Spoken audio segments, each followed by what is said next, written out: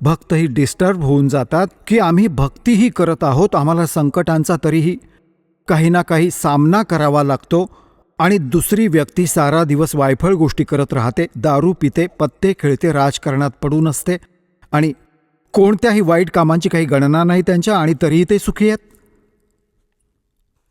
तर हे बघून विचलित होऊ नका.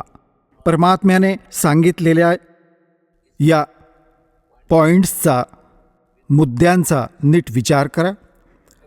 ते पूर्वजन्मीचे पुण्यकर्मी प्राणी आहेत, आणि जोपर्यंत त्यांची पुण्य चालली आहेत त्यांनी कितीही कुकर्मे करू देत, त्यांना कोणतीही हानी नाही होणार.